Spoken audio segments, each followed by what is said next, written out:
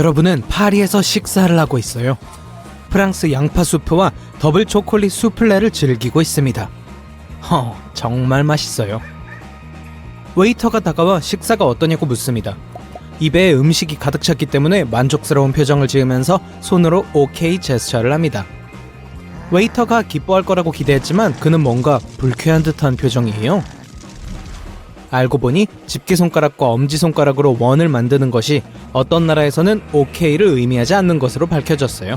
프랑스에서 이것은 영 또는 가치가 없다라는 의미입니다. 음식이 맛있다고 칭찬하는 대신 형편없다고 불평한 것이 되어버렸어요. 아이고. 베네수엘라, 터키, 브라질에서도 이건 사용하면 안 되는 손동작입니다. 이 나라에서 이런 손동작은 모든 사람을 불쾌하게 할 수 있는 거예요. 그 정도면 무슨 말인지 아시겠죠? 얼굴에 큰 미소를 띠고 입안에 있는 음식을 삼킨 후에 적절한 감사의 표시를 하세요. 전 세계적으로 엄지손가락을 치켜 세우는 것은 긍정적인 것으로 여겨집니다. 어떤 것이 마음에 들고 모든 것이 좋다는 표현으로 이해되죠. 하지만 이탈리아, 서아프리카, 이란, 그리고 그리스 일부 지역에서는 이것은 끔찍하게 모욕적인 제스처로 알려져 있어요. 말레이시아를 방문하면 사물을 가리킬 때 검지가 아닌 엄지손가락을 사용합니다. 다음번에 이런 나라에서 히치하이킹을 하려고 할 때 엄지손가락을 치켜들지 않는 게 좋을 거예요. 아무도 여러분을 태워주려고 하지 않을 테니까요. 영국, 호주, 뉴질랜드에서 뭔가를 2개 주문하거나 누군가에게 피스 사인을 하는 것은 괜찮아요. 손을 잘못된 방향으로 향하지 않는 한 말이죠. 이 손동작을 잘못하면 여러분은 매우 불쾌한 손신호를 보내는 게 됩니다. 친구를 절대 못 사귈 거예요. 그러니까 집게손가락과 가운데 손가락을 V자 모양으로 위를 향하고 손바닥이 바깥을 향하도록 하세요.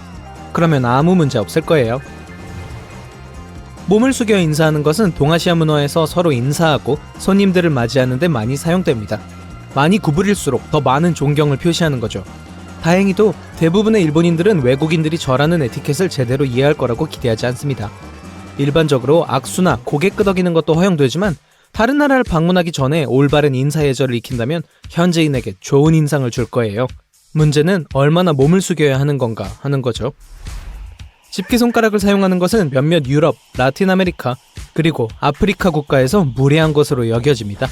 중국, 일본, 인도네시아에서는 사람을 가리킬 때 특히 무례한 행동이에요. 그 제스처는 누군가를 비난하거나 모욕하기 위한 동작으로 여겨질 수 있습니다. 필리핀에서 길을 물어보면 도대체 어디를 가리키는 걸까 당황하게 될 수 있어요. 놀라지 마세요. 현지인들은 손을 드는 대신 입술을 사용합니다. 세계 어느 곳에서든 확신이 서지 않을 때는 손 전체를 사용해서 사람이나 방향을 가리키세요. 새끼손가락을 밖으로 내밀면 멋져 보인다고 생각할지도 모르지만 중국에서는 좋게 보지 않는 동작입니다. 이 동작은 엄지손가락을 아래로 내미는 것과 같아서 무언가가 마음에 들지 않는다는 의미입니다. 다른 사람들과 사진을 찍을 때 다른 사람들을 존중하고 어떤 외설적인 손동작도 하고 싶지 않을 거예요. 특히 피해야 할 2가지 동작은 새끼손가락만 내미는 것과 사용한 포크나 젓가락과 같은 더러운 물체로 무언가를 가리키는 것입니다. 자, 젓가락으로 음식을 먹을 때는 어디에 젓가락을 내려놓는지에 주의하세요. 중국이나 일본에서도 우리나라에서와 마찬가지로 밥그릇에 젓가락을 수직으로 꽂는 것은 큰 실수입니다. 이건 불운으로 여겨져요. 만약 젓가락을 내려놓아야 한다면 대신 그릇 옆에 놓거나 그릇 위에 그냥 올려놓으세요. 서양에서 식사를 할 때 테이블에서 손이 닿지 않는 음식은 건네달라고 부탁하세요. 원하는 음식이 테이블 반대쪽에 있다고 해서 팔을 뻗어 접시를 가져오지 마세요. 그리고 옆 사람 음식이 맛있어 보인다고 해서 자신의 포크로 다른 사람의 음식을 먹는 것도 안 됩니다. 어떤 곳에서는 식탁에서 코를 푸는 것이 허용돼요. 갑자기 코가 간질간질하면 어쩔 수가 없잖아요. 하지만 실례한다고 말하고 몸을 약간 돌린다면 다 괜찮아요. 일본 혹은 중국에서 휴가를 보내고 있는데 매운 음식을 먹어서 콧물이 난다고 가정해 볼게요. 공공장소에서 절대 코를 풀지 마세요. 만약 정말 코를 풀어야 한다면 식탁을 떠나서 화장실에서 코를 풀거나 조용히 다른 사람의 눈에 띄지 않게 하세요. 코를 푸는 것은 주변 사람들에게 무례하고 비위생적인 것으로 여겨집니다. 항상 손수건이 아닌 종이 티슈를 사용하시고 사용 후에는 버리세요. 피지는 세계 최고의 여행지 중 하나입니다. 아름다운 해변과 친절한 사람들. 이 섬에서 휴가를 보내다 보면 오랫동안 악수를 하고 싶어하는 피지 사람들을 만나게 될 거예요. 인사를 나누는 내내 손을 잡는 것이 관례입니다. 아무리 길어도요. 또한 너무 빨리 손을 떼지 않도록 해야 합니다. 만약 악수를 갑자기 끝낸다면 매우 무례한 것으로 여겨지거든요. 만약 여러분이 인도에 있다면 악수를 하는 대신 두 손을 모읍니다. 두 손을 기도하는 것처럼 가슴에 가깝게 모으고 고개를 약간 숙이면서 나마스테라고 인사를 합니다. 대부분의 나라에서 팔짱을 낀다는 것은 아무 의미가 없습니다. 춥다거나 지루하거나 아니면 그냥 더 편안하기 때문에 팔짱을 끼게 되죠. 하지만 핀란드에서는 잘못된 의미의 메시지를 보낼 가능성이 있습니다. 팔짱을 낀다는 것은 큰 무례함을 의미합니다. 핀란드 사람들은 팔짱을 끼는 것을 오만과 반항의 표시로 여깁니다. 주로 주변 사람들에게 시비를 걸기 위해 하는 경우가 많아요. 큰일 나겠네요. 이 바디랭귀지는 도전으로 받아들여지기 때문에 만약 팔짱을 끼면 문제에 휘말리게 될 가능성이 있습니다. 특히 사람들 앞에서 대놓고 팔짱을 끼지 마세요. 휴가를 보내면서 문제를 일으키고 싶지는 않을 거예요. 러시아에서 사람을 만나자마자 악수를 하고 싶을 수도 있지만 만일 문간에서 누구를 만나거든 그러지 마세요. 이 규칙을 깜빡한다고 해서 세상이 끝나지는 않겠지만 일부 러시아 사람들은 이것이 불운을 가져온다고 믿습니다. 악수를 하기 위해 손을 내밀기 전에 문간을 통과하세요. 이것은 식당, 가정집, 상점, 그리고 문이 있는 거의 모든 곳에서 해당됩니다. 이 간단한 실수를 피한다면 말썽과 불운을 피할 수 있을 거예요. 태국에서 머리는 가장 신성한 신체 부위이기 때문에 누군가의 머리를 쓰다듬는 것은 심각한 결례로 여겨집니다. 여러분은 보통 장난으로 친구의 머리를 헝클어뜨리거나 누군가를 칭찬하기 위해 머리를 쓰다듬어주는 경우가 있을 거예요. 하지만 태국에서 결례를 피하고 다른 사람에게 불쾌감을 주지 않으려면 다른 사람의 머리에 손을 대지 않는 게 가장 좋습니다. 또한 발은 몸에서 가장 더러운 부분으로 여겨지기 때문에 발가락으로 가리키지 않는 게 현명합니다. 휴가를 보내면서 다른 사람을 모욕하고 싶지 않을 테니까요. 대화 중에 시계를 보는 것은 중동에서 매우 무례한 것으로 여겨질 수 있습니다. 지금 대화하고 있는 사람에게서 벗어나기 위해 서두르고 있는 것 같으니까요. 다른 약속이 있다고 해도 무례하게 굴고 싶지는 않을 거예요. 시간을 확인하기 전에 자연스럽게 대화를 마무리하도록 하세요. 아랍 문화에서 일단 의사소통이 시작되면 느긋하게 천천히 해야 합니다. 아셨죠? 그리스에서는 손가락을 펴고 손바닥을 보이는 스톱 제스처를 절대 사용하지 마세요. 지역 주민에게 이렇게 하면 불쾌한 결과가 생길 수도 있어요. 이 제스처는 그리스 사람에게는 엄청난 모욕입니다. 비잔틴 시대로 거슬러 올라가는 오명이죠. 가끔 외국인들이 택시를 잡거나 다른 사람에게 이리 오라고 손짓을 할 때 손바닥을 위로 향하게 한 채 흔드는 걸 본 적이 있을 거예요. 우리나라에서는 개를 부를 때 이렇게 부르기 때문에 깜짝 놀라게 되죠. 우리나라에서 이리 오라는 의미의 손짓은 팔을 내밀고 손바닥을 아래로 향하게 하고 손을 위아래로 수직으로 움직이는 거죠. 이 밖에도 우리는 자연스럽게 몸에 밴 행동이지만 외국인에게는 익숙치 않은 행동이 또 있어요. 나이가 많은 사람이 술을 권한다면 두 손으로 술을 받은 다음 마실 때는 고개를 돌리는 걸 우린 다 알고 있어요. 이건 존경의 표시이고 우리나라에서는 어른을 존중하는 것이 매우 중요하니까요. 월드 투어를 계속 이어갈게요. 이제 곧바로 유럽으로 향합니다. 수천 년의 역사를 간직한 그리스에서 여행을 시작할게요. 현대에도 고대 유적지가 잘 보존되어 있어 흥미로운 여행이 될 거예요. 아테네 공항에는 고대 유물이 전시된 박물관이 있어요. 여기 고대와 현대가 공존하는 모습을 보세요. 거리에서 바라본 아크로폴리스 전경이에요. 그리스의 거리를 배회하는 스파르타인 한 레릭 유저가 고대 유적지 바로 위에 지어진 현대식 건물의 사진을 공유했어요. 방문객들은 유리를 통해 유적을 볼 수 있어요. 그리스는 거리를 돌아다니는 고양이로도 잘 알려져 있어요. 이 레릭 유저는 그리스 국립은행을 지키는 고양이를 발견했어요. 요즘은 모두가 플라스틱 사용을 줄이려고 노력하고 있죠. 종이 빨대를 사용하는 곳도 있고 유리 빨대를 사용하는 곳도 있지만 그리스의 한 카페에서는 마카로니를 빨대로 사용하겠다고 제안했어요. 바보 같은 발상인지 천재적인 발상인지 모르겠네요. 또 다른 사용자는 북마케도니아의 한 레스토랑에 갔다가 와플에 피자 조각을 얹어 제공하는 것을 보고 당황했어요. 간식도 먹고 낭비도 없으니 일거양득이긴 하죠. 루마니아에서는 자판기가 대세인 것 같네요.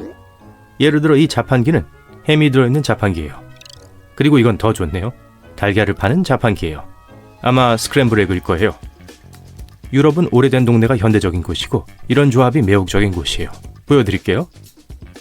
이 레디터는 크로아티아의 700년 된 성벽사이에 현대식 농구 코트가 있는 사진을 공유했어요. 그리고 여기 식료품점 내부에서 찍은 사진이 있어요. 이 오래된 기둥을 보세요. 현대 문제에는 현대 해결책이 필요하죠. 이 신호등은 휴대폰만 보고 있는 사람들이 불빛이 바뀌는 것을 알 수 있도록 바닥에 불을 비춰요. 이탈리아는 수천 년의 역사를 지닌 예술 작품이에요. 거기서 여러분을 위해 많은 것들을 준비했어요. 어떤 유적은 수천 년 전으로 거슬러 올라가는데 그중 많은 부분이 보존되어 있어요. 한 레딧 사용자가 유적이 잘 보이도록 바닥이 유리로 되어 있는 호텔 로비 사진을 공유했어요. 그리고 이건 에어비앤비 숙소의 난간입니다. 이탈리아에서는 거리 표지판도 예술 작품이에요. 이걸 보세요.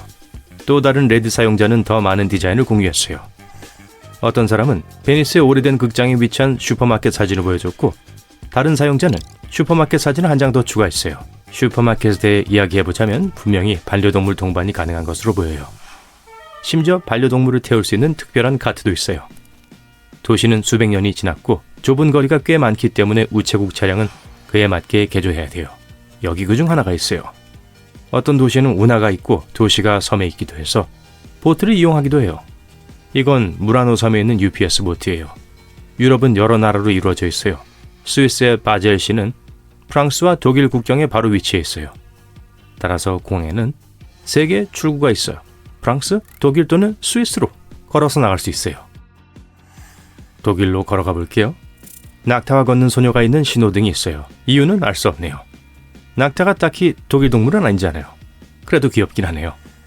독일의 유명한 철학자 칼 마르크스가 등장하는 또 다른 독특한 가로등이 있어요. 다시 당황스러운 자판기 얘기로 돌아가서 독일에서는 소시지를 파는 자판기를 볼 수 있어요. 함부르크는 독일의 주요 항구 도시예요. 이곳에는 북해와 연결되는 강이 있어요. 배를 타고 갈 수 있는 드라이브스루 맥도날드가 있는 것도 당연하죠.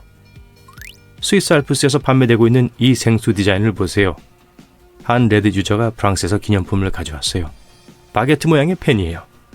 스페인의 이 좁은 집을 보세요. 내부가 어떻게 생겼는지 궁금하지만 안타깝게도 이 유저는 외관만 공유했어요. 포르투갈에서는 휴대전화 기지국이 나무로 위장돼 있어요. 그리고 이건 도로를 달리다가 보트로 변할 수 있는 버스예요. 한 레디터가 런던에서 중앙에 손잡이가 있는 문을 발견했어요.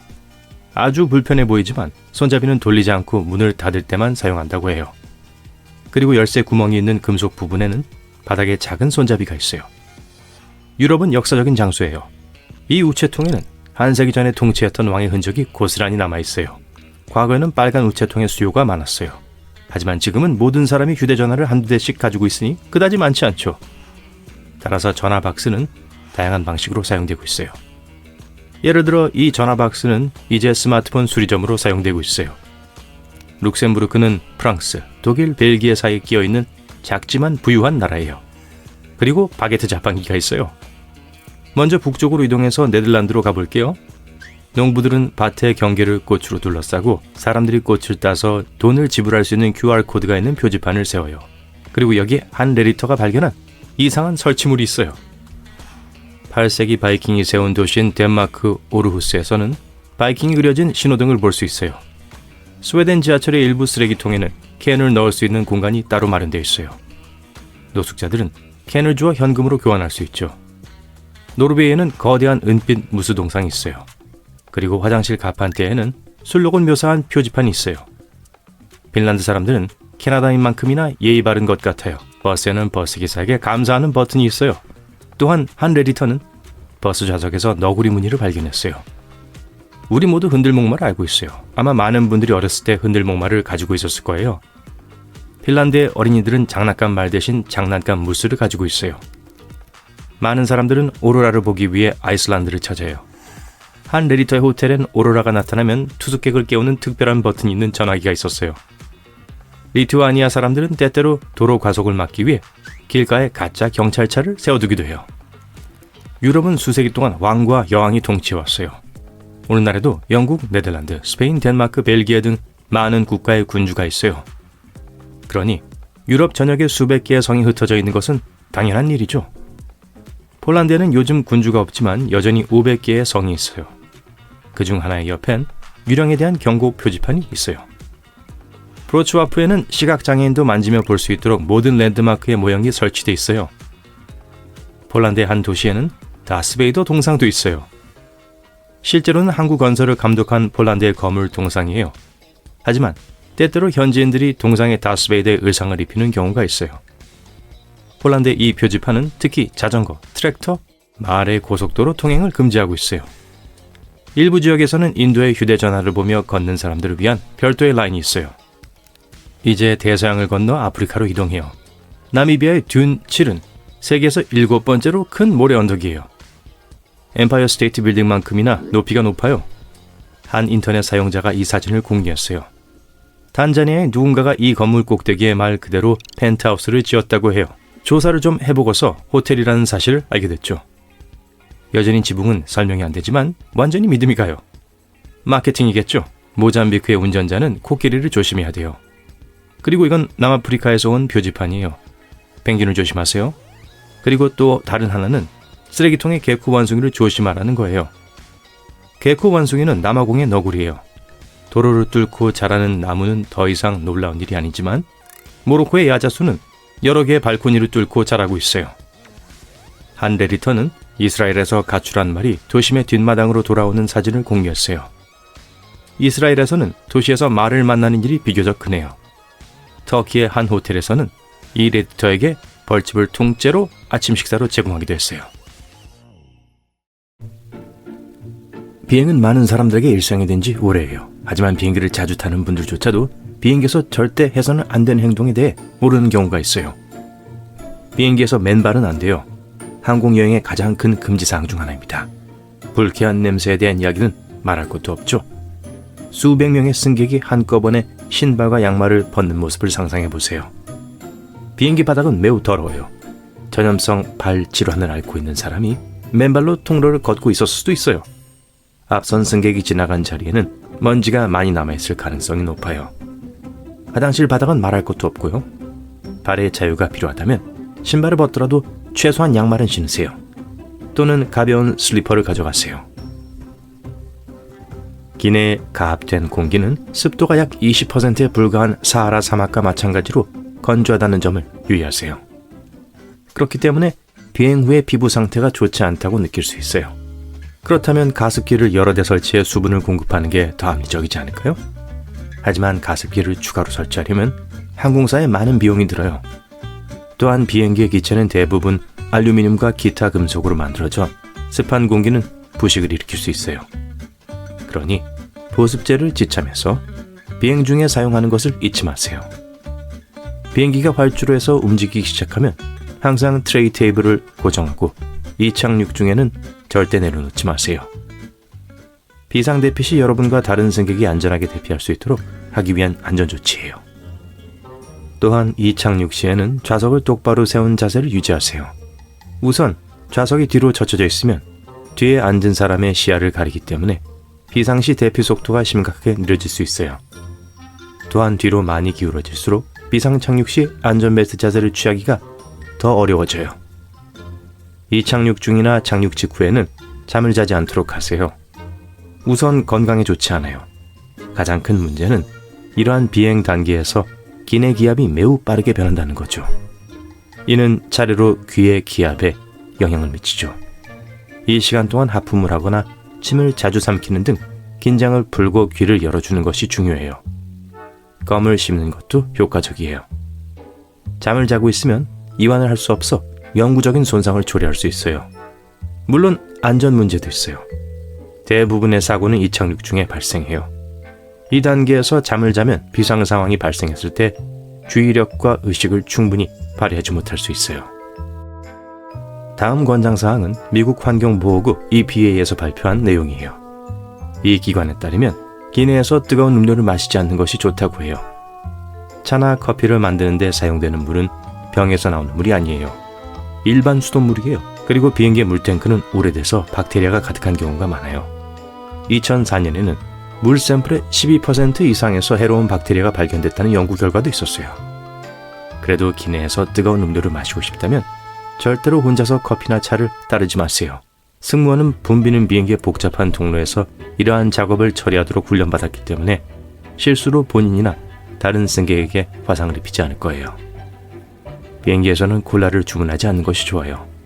기내 기압이 매우 낮기 때문에 거품이 많이 발생해요. 명백한 이유로 승무원은 거품이 가득한 컵을 제공하기를 원하지 않아요.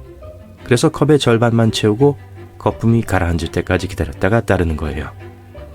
시간이 오래 걸릴 수 있겠죠. 통풍구를 열어두세요. 이렇게 하면 세균의 확산을 최소화할 수 있어요. 비행기는 고품질의 공기 필터가 장착돼 있어 공기 중 세균을 99%까지 잡아내요. 따라서 기내에서는 안전할 거예요. 하지만 트레이 테이블은 꼭 닦아두세요. 화장실 문 내리기 버튼보다 8배나 많은 박테리아가 있는 기내에서 가장 더러운 곳입니다. 창가 좌석이 있는 경우 창문에 머리를 기대는 것도 피해야 할 행동이에요. 누가 먼저 자리를 차지했는지 알 수 없고 어쨌든 유리에 세균이 묻어있을 가능성이 높아요. 기내에서 뒷굽이 없는 샌들과 하이를 신지 않기로 해요. 네, 명심하겠습니다. 이러한 요청에는 매우 심각한 안전상의 이유가 있어요. 이 두 가지 유형의 신발은 항공기에서 신속하게 대피하는 것을 매우 어렵게 만들어요. 하이를 신었을 땐 대피 시 승무원이 비상 슬라이드를 사용할 경우를 대비해 하이를 두고 가셔야 돼요. 하이힐은 미끄럼틀을 손상시킬 가능성이 매우 높거든요. 이제 스스로에게 물어보세요. 정말 맨발로 비행기에서 도망치고 싶으신가요? 제가 대답해 드릴게요. 아니요. 대신 밑창이 단단한 튼튼한 신발을 신으세요. 이렇게 하면 신발 없이 뜨거운 활주로나 잡초밭에 서 있을 일은 없을 거예요. 머리 위 칸에 무거운 물건을 넣지 마세요. 난기류가 심할 때는 물건이 내부에 고정되지 않을 수 있고 물건이 떨어지면서 승객과 다른 승객에게 부상을 입힐 수 있어요. 따라서 머리 위 칸에 물건을 넣는 것이 어렵다면 옆 좌석이나 다른 곳에 두는 것이 좋아요. 하드 랜딩에 대해 조종사를 탓하지 마세요. 악천 후에 이런 일이 발생하면 의도적인 것일 수 있어요. 활주로가 물이나 눈으로 덮여 있는 경우 비행기는 수증을 깨트리고 수중 착륙을 방지하기 위해 세게 착륙해야 돼요. 그렇지 않으면 물이 윤활유 역할을 해서 비행기가 제동이나 다른 어떤 제어에도 반응하지 못할 수 있어요. 비상 상황이 아닌데 비상 슬라이드를 설치하는 것은 매우 나쁜 생각이에요. 몇 시간씩 재현될 수 있고 손상되지 않은 슬라이드를 다시 컨테이너에 포장하는데 수천 달러의 비용이 들 수 있어요. 왜 그런 행동을 할까요? 어떤 사람들은 비행기에서 더 빨리 내리는데 도움이 될 것이라고 생각하기 때문일 텐데요. 바보 같은 생각이에요. 그렇지 마세요. 그런 식으로 일이 진행될 거라는 생각을 버리세요. 이착륙 시 창문 가리개를 열라는 승무원의 지시를 무시하지 마세요. 그건 승무원이 밖에서 일어나는 상황을 확인하고 상황을 평가해서 신속하게 대피할 수 있게 하기 위함이에요. 예를 들어 한 출구 바깥에서 화재가 발생하면 승무원은 승객을 다른 출구로 안내해요. 스프레이형 데오드란트나 면도 크림은 비행 중 폭발할 위험 때문에 기내 반입이 금지되어 있으니 휴대 수화물에 넣지 마세요. 스틱형 데오드란트를 선택하는 것이 훨씬 더 좋아요. 또한 보조 배터리는 위탁 수화물에 넣어서는 안 돼요. 보조 배터리를 기내에 반입하려면 용량이 2만 mAh를 넘지 않아야 돼요. 또한 비행 중에는 불이 붙을 수 있으니 사용하지 마세요. 일반적으로 리튬 배터리는 안전하게 사용할 수 있어요. 하지만 고에너지이기 때문에 주위에서 취급하지 않거나 잘못 사용하거나 제조상의 결함이 있는 경우 화재가 발생할 수 있어요. 이러한 배터리는 기내에서뿐만 아니라 지상에서도 꽤 많은 화재의 원인이었죠. 공항 스캐너는 건강에 해를 끼치지 않으니 걱정하지 마세요. 반면 공항 직원들은 특수 복장 없이는 스캐너 근처에 머물 수 없어요. 수화물 스캐너 옆을 지나갈 때도 위험은 최소화돼요. 그리고 마지막 하나, 기내에서 바보처럼 행동하지 마세요. 예의 바르게 행동하세요. 분명 다들 잘 하실 테지만요. 또한 절대 혼자서 비행기에 착륙하려고 시도하지 마세요. 웃지 마세요. 농담 아니에요. 영화에서 조종사에게 무슨 일이 생겨서 비행기를 착륙시키지 못하는 장면이 종종 나오죠. 그때 아주 숙련된 주인공이 게임을 시작합니다. 안타깝게도 현실에서는 거의 불가능에 가까워요. 천재적이고 실제 항공기 모델과 100% 일치하는 컴퓨터 시뮬레이터를 좋아하고 지상의 모든 지시를 따를 준비가 된 사람이라도 스트레스라는 단순한 측면으로 인해 실패할 가능성이 높아요. 역사적으로 조종사가 무력화된 후 아마추어가 소형 개인 비행기를 착륙시킨 사례가 있었던 것은 사실이에요. 하지만 조종사가 아닌 사람이 상업용 여객기를 착륙시킨 사례는 단 한 번도 없었어요.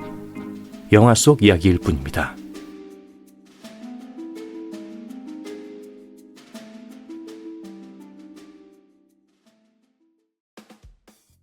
호텔에 체크인하고 와이파이 연결한 후 침대에 누워 새로운 창밖 풍경을 담은 사진 15장을 올립니다.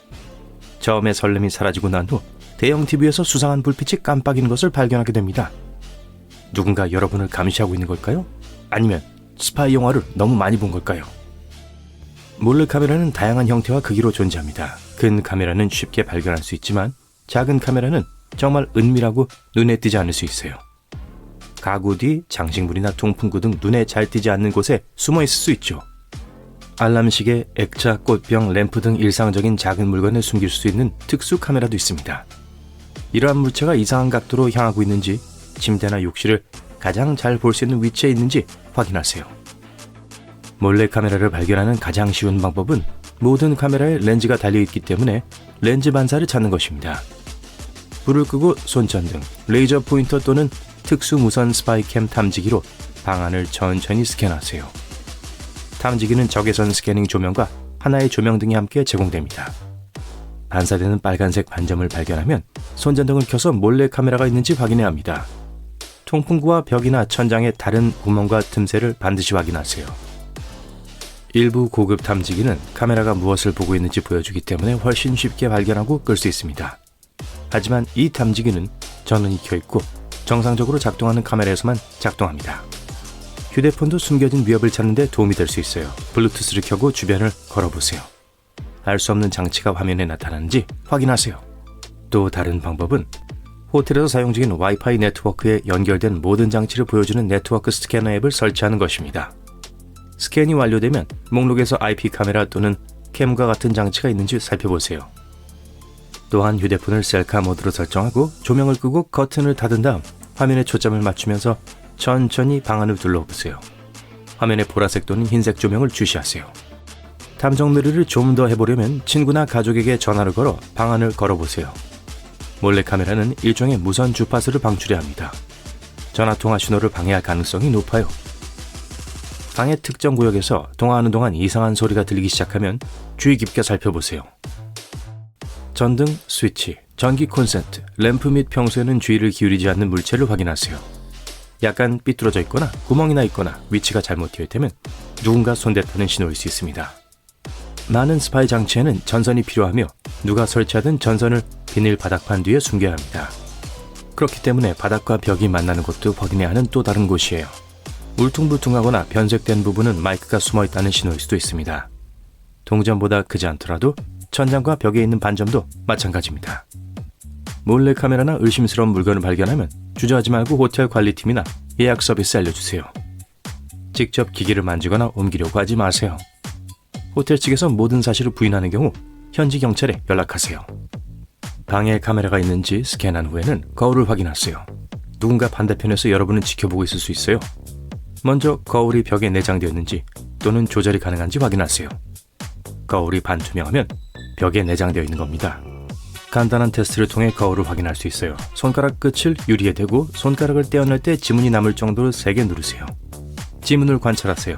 지문과 유리가 있어야 할 곳에 거울 사이에 작은 틈이 있다면 그냥 거울이에요. 반투명 거울에는 틈이 없습니다. 거울이 반투명인지 확인하는 또 다른 방법은 두드리는 거예요. 반대편에서 누군가가 나를 보고 있다면 거울에서 텅 빈 소리가 날 거예요. 이중 거울은 내 쪽보다 반대편에 더 밝은 조명이 필요합니다. 거울에 가까이 다가가서 양손으로 눈을 가리세요. 거울 뒤에 빛이 보이나요? 그렇다면 원치 않는 관객이 있을 수 있어요. 방을 나가거나 잠자리에 들기 전에 모든 문이 단단히 잠겨 있는지 확인하세요. 모든 문이란 방으로 들어가는 입구뿐만 아니라 테라스로 통하는 문도 의미합니다. 휴대용 도어록을 사용하면 보안을 더욱 강화할 수 있어요. 작은 DIY 프로젝트로 문고리에 벨트나 가방끈을 감아도 좋아요. 버클을 채우고 여러 번 감아 보호 기능을 강화하세요. 자려고 할 때 문 옆에 피라미드 모양으로 물건을 쌓아두는 것도 좋은 아이디어입니다. 유리컵과 머그잔이 제격입니다. 잠자는 동안 누군가가 방 안으로 들어오려고 하면 요란한 소음이 발생할 거예요. 침입자는 조용한 걸 선호하기 때문에 금품을 훔치는 것을 바로 포기할 가능성이 높습니다. 귀중품을 가지고 여행할 때 방에 두는 것이 불편하면 객실 내 금고에 보관할 수 있습니다. 하지만 금고는 물리적 자물쇠 대신 비밀번호를 사용하기 때문에 만일의 경우를 대비해 호텔 직원이 마스터 코드를 알고 있어야만 잠금을 해제할 수 있어요. 따라서 대신 개인 금고를 사용할 수 있어요. 예를 들어 아마존에서 책처럼 생긴 금고를 구할 수 있어요.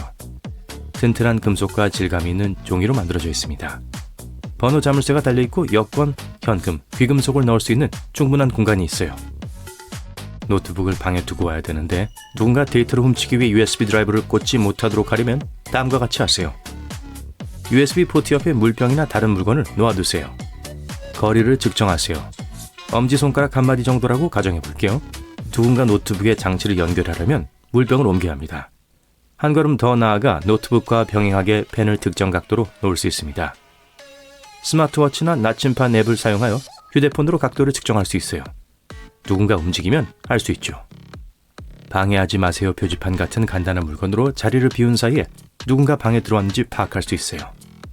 급하게 외출하다가 실수로 문과 문틀 사이에 표지판이 끼인 것처럼 보이게 하세요.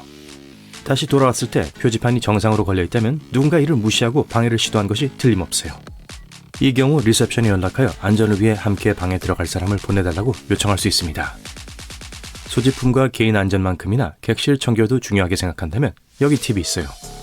호텔 객실 청소 직원은 보통 8시간 교대 근무에 최대 20개의 객실을 관리해야 합니다. 즉 객실 청소에 할애할 수 있는 시간은 30분이 채 되지 않아요. 침대를 정리하고 방과 욕실 바닥을 청소하고 쓰레기통을 비우고 모든 표면의 먼지를 털어내는데 충분한 시간이죠. 하지만 전등 스위치, 문과 서랍 손잡이, 리모컨과 같은 작은 물건을 관리할 시간은 거의 없어요. 그리고 바로 이런 물건들이 가장 많이 접촉하게 되는 물건들이죠. 실제로 변기보다 더 많은 세균이 있을 수 있습니다. 따라서 세균이 손에 묻지 않도록 하려면 만지기 전에 모든 물건을 닦을 수 있는 항균 물티슈를 충분히 준비하세요. 휴가 가신다고요? 색연필이나 백엔잎 같은 몇 가지 유용한 아이템을 챙기는 건 잊으셨을걸요?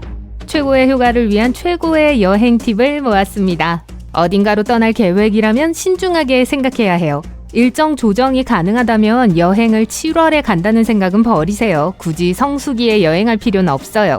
가격도 비싸고 사람도 너무 많으니까요. 여행하기 가장 좋은 시기는 성수기와 비성수기 사이에 있는 숄더 시즌입니다. 예를 들어 그리스의 경우 4월과 5월, 9월과 10월이죠. 날씨는 이미 또는 여전히 좋지만 사람이 적고 숙박비가 훨씬 저렴해요. 항공편을 검색할 때는 항상 시크릿 모드로 검색하세요. 일반 모드로 검색하면 저장된 쿠키 파일이 검색자를 추적하고 검색한 지 오래되어 더 저렴한 항공편이 표시될 가능성이 낮아져요. 자신을 드러내지 말고 항상 시크릿 모드를 사용하세요. 또 다른 요령은 환율이 더 좋은 다른 거주 국가와 통화를 선택하는 거예요. 이렇게 하면 훨씬 더 저렴한 다른 통화로 항공권을 구매할 수 있습니다. 다음으로 항공권을 구매할 때 여행하는 항공사에 관계없이 플라이어 계정을 만드세요. 항공사는 마일리지를 선물하고 마일리지가 충분하면 무료 항공편을 이용할 수 있습니다. 다른 항공사로 여행하더라도 기회를 놓칠 필요가 없죠. 그리고 여행 후 마일리지가 플라이어 계정에 게시되는 것을 확인하기 전까진 항공권을 버리지 마세요. 또한 환불이 불가능한 항공권을 취소해야 하는 경우 취소하지 마시고 노쇼를 하세요. 혹시 어떤 일이 발생해서 항공편이 취소되는 경우 어차피 비행기를 타지 않을 것이라는 사실은 아무도 몰랐기 때문에 환불을 받을 수 있습니다. 좌석을 선택할 땐 다른 사람과 함께 비행하는 경우 옆좌석을 선택하지 마세요. 가운데 좌석을 사이에 두면 비행기가 만석이 아닌 이상 예약되지 않을 확률이 높습니다. 운이 좋으면 두 사람만 앉을 수 있는 좌석이 3개가 될 수도 있죠. 하지만 옆자리에 누가 앉게 된다면 일행과 나란히 앉을 수 있도록 좌석을 바꿔달라고 부탁하면 됩니다. 대부분의 사람들은 기꺼이 자리를 바꿔줄 거예요. 경유지가 길다면 이를 유리하게 활용하세요. 6시간의 경유지는 공항에 머무르기에는 너무 길고 나오기에는 너무 짧습니다. 이 경우 더 긴 경유지를 선택하고 다음 항공편을 타기 전에 도시를 둘러보는 데 사용하세요. 호텔을 예약할 때는 항상 로열티 프로그램에 가입하세요. 비행기 티켓과 마찬가지로 비용이 들지는 않지만 특별한 손님처럼 대접받을 수 있어요. 또한 체크인할 때 업그레이드 기회를 요청하세요. 같은 가격으로 더 좋은 객실을 이용할 수 있습니다. 그리고 신혼여행, 기념일, 생일 등 특별한 날이 있다면 항상 호텔에 알려주세요. 호텔 직원으로부터 좋은 혜택을 받을 수 있을 거예요. 호텔 검색을 위한 웹사이트는 사용하기에는 좋지만 호텔을 고른 후에는 직접 전화로 예약하세요. 웹사이트는 오퍼를 게시하는데 수수료를 받기 때문에 거기에 표시되는 모든 것이 더 비쌉니다. 호텔에 직접 전화해서 객실을 예약하면 더 저렴하게 예약할 수 있어요. 이제 짐을 싸세요. 우선 항상 짐 싸기 체크리스트를 작성해 휴대폰에 보관하세요. 필요한 모든 것을 바로 기억하기는 어려우니까 며칠 동안 목록을 작성하고 생각나는 대로 다른 항목을 추가하세요. 이렇게 하면 짐을 챙길 때 중요한 것을 잃어버리지 않을 수 있습니다. 여행 가방에 더 많은 짐을 넣으려면 옷을 돌돌 말아 넣으세요. 이렇게 하면 공간을 훨씬 적게 차지합니다. 샴푸와 쏟아질 수 있는 기타 물건은 모두 샤워캡에 말아 넣으세요. 무언가가 폭발하더라도 내부의 모든 것을 보호할 수 있어요. 또한 패킹 큐브를 사용하세요. 모든 것을 정리하고 공간을 많이 절약하는 데 도움이 돼요. 물건을 효율적으로 정리하는 방법을 배워보세요. 틱택 박스는 실핀을 보관하기에 좋은 수납 공간이 될 수 있어요. 모두 제자리에 있게 될 거예요. 머리끈들을 함께 모아두는 데도 사용하세요. 백앤릿은 챙기셨나요? 꼭 챙겨야 해요. 많은 공간을 차지하지는 않지만 여행 중 불편할 경우를 대비해 백앤릿에 옷가지 몇 개만 넣으면 끝! 베개가 완성되는 거죠. 또한 여행 가방 안에 건조 시트를 넣으세요. 이렇게 하면 장거리 여행 중에도 옷에서 좋은 냄새가 날 거예요. 만약을 대비해 여권 사본을 만들어 지갑에 넣어 다니는 것을 잊지 마세요. 클라우드에 스캔한 사본을 보관할 수도 있습니다. 또 다른 좋은 아이템은 보조 배터리예요. 공항과 비행기의 콘센트가 항상 작동하는 건 아니니까요. 색연필도 준비하세요. 무언가를 적어야 할 때 유용하게 사용할 수 있습니다. 기내에서는 기압 때문에 펜이 잘 작동하지 않아요. 그리고 연필은 부러지기도 하죠. 색연필은 항상 곁에 있을 거예요. 또한 빨래 집게도 준비해두면 좋을 작은 물건입니다. 도착해서 칫솔이 카운터에 닿지 않게 하고 싶을 때가 있잖아요. 핀을 부착하면 스탠드 역할을 할 수 있어요. 작지만 유용한 또 다른 물건은 빵클립입니다. 빵클립은 다양한 용도로 사용할 수 있어요. 책갈피로 사용하거나 테이프를 롤 끝에 부착하거나 감은 코드를 제자리에 보관할 수 있어요. 하지만 가장 중요한 건 플립플랍에 꼭 필요하다는 점입니다. V자 모양 부분이 종종 밖으로 튀어나오잖아요. 이를 방지하려면 빵클립을 바닥 밑으로 밀어 넣으면 됩니다. 이 클립이 플러그 막의 역할을 해서 플립플랍을 오래 신을 수 있어요. 어떤 옷을 입어야 할까요? 물론 편안함이 최우선입니다.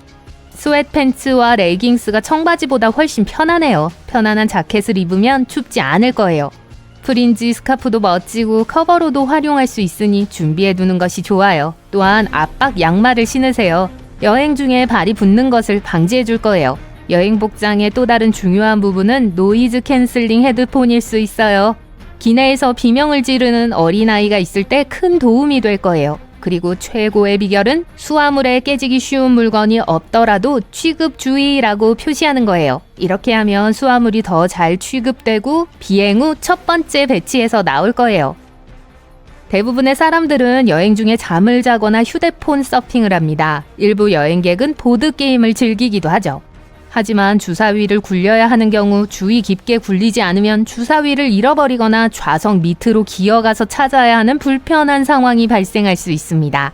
주사위를 투명한 플라스틱 용기에 보관하세요. 그런 다음 용기를 흔들어 주사위가 어떻게 나오는지 확인하세요.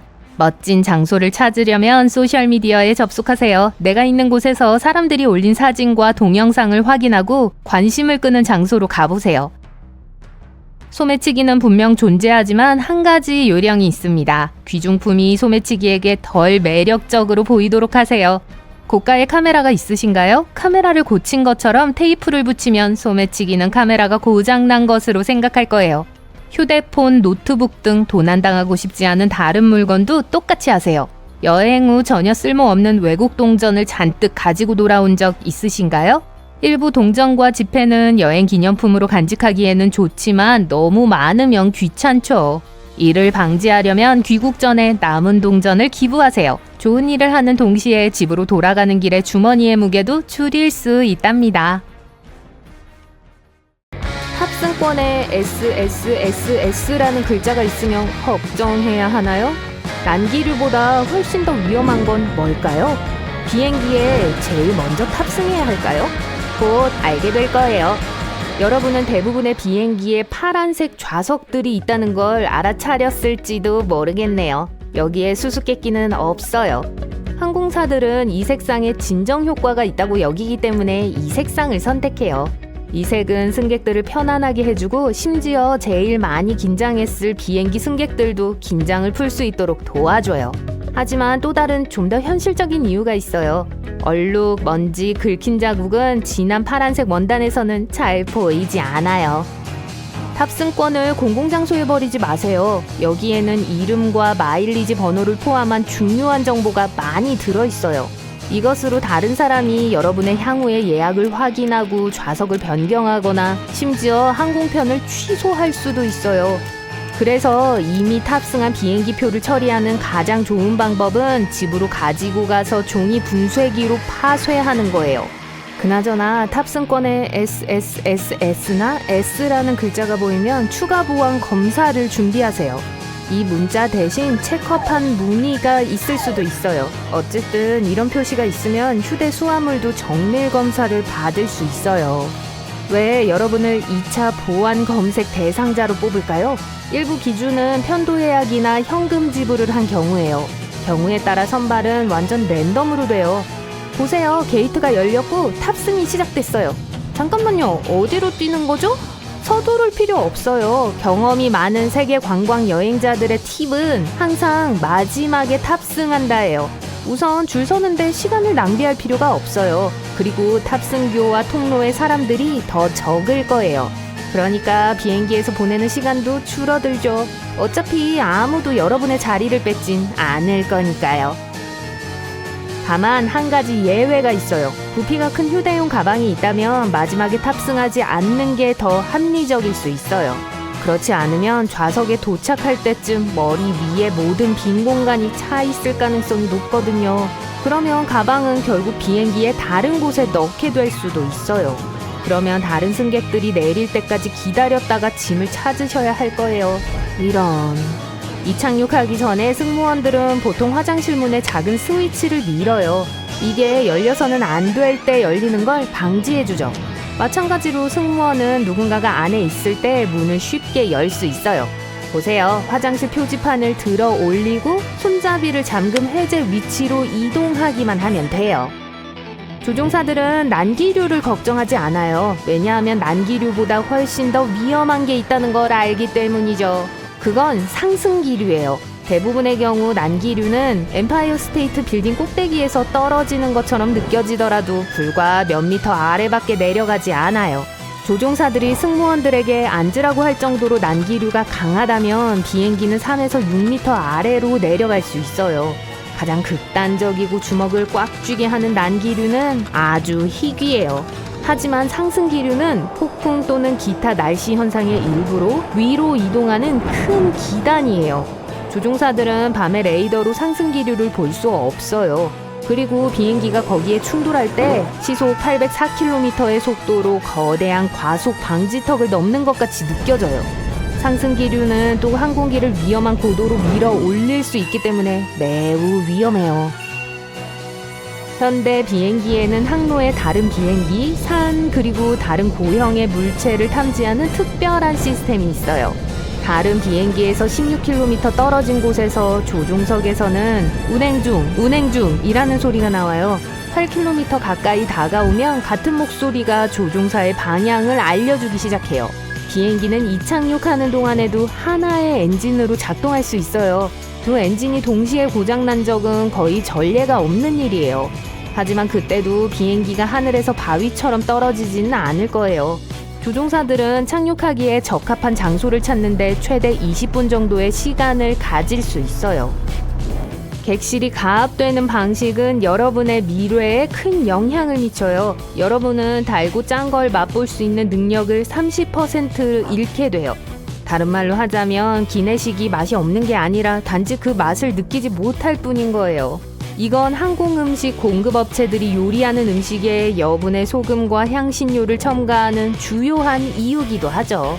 하지만 뭐가 도움이 되는지 아세요? 노이즈 캔슬링 이어폰이에요. 과학적인 설명도 있겠지만 어떤 신비한 이유로 주변의 모든 소음을 차단하는 게 여러분의 미래에 도움이 될 수 있어요. 비행 중에 들리는 띵 소리에는 각각 의미가 있어요. 대부분의 항공사에서 이륙 직후 보잉 하는 것은 착륙 기어가 들어가고 있음을 나타내요. 3번의 연속적인 띵 소리는 한 번의 띵 소리보다 더 긴박함을 의미해요. 높았다가 낮아지는 벨소리는 승무원들에게 비행기의 다른 부분에서 동료들이 그들을 필요로 한다는 걸 알려줘요. 차임벨이 3번 낮게 울리면 전방에 심각한 난기류가 있다는 걸 의미해요. 승무원들은 식사 카트를 치우고 자리를 잡고 안전벨트를 매야 해요. 만약 여러분이 겁을 잘 먹는 승객이라면 객실 가운데에 있는 좌석을 선택하세요. 난기류는 대부분 실내의 앞뒷 부분에 영향을 미쳐요.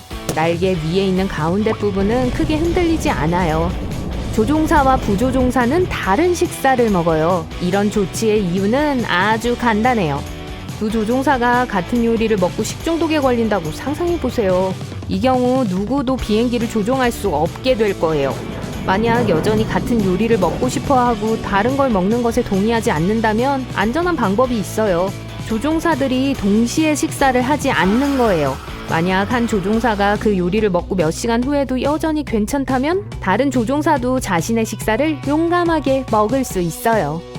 비행기에서 가장 더러운 장소에 대해 물어보면 뭐라고 대답하실 건가요? 아니요, 변기가 아니에요. 화장실에 있는 것도 아니에요. 승무원들은 머리 받침대, 좌석 주머니, 쟁반 테이블, 그리고 안전벨트를 특히 조심해야 한다고 경고해요. 실험 결과 모든 안전벨트의 3분의 1에 효모와 곰팡이가 있는 걸로 나타났어요. 대부분의 쟁반 테이블은 박테리아로 덮여 있어요. 좌석 주머니도 아주 불결해요. 하지만 그중 머리 받침대가 제일 더러워요. 대부분의 경우 승무원들은 비행 중에 그것들을 바꾸거나 소독할 충분한 시간이 없어요. 기장이 몇 가지 서류 작업을 끝내고 있다고 안내한다면 그건 비행 일정을 수정하느라 바쁘거나 지상 직원이 비행 일지를 준비하는 걸 기다리고 있다는 걸 의미해요. 그건 여행의 공식 기록이 들어있는 일지예요. 일부 비행기들, 특히 장거리 비행을 하는 비행기들은 승무원들이 한숨 잘 수 있는 비밀 침실이 있어요. 승무원 휴게실이라고 불리는 이 침실은 비행기의 뒤쪽이나 조종실 뒤에 위치해 있어요. 이러한 칸에는 승무원들이 쉴 수 있는 편안한 침대가 10개까지 있을 수 있어요. 비행기 창문은 고속에 쉽게 대처할 수 있는 초강력 플렉시 글래스로 만들어져 있어요.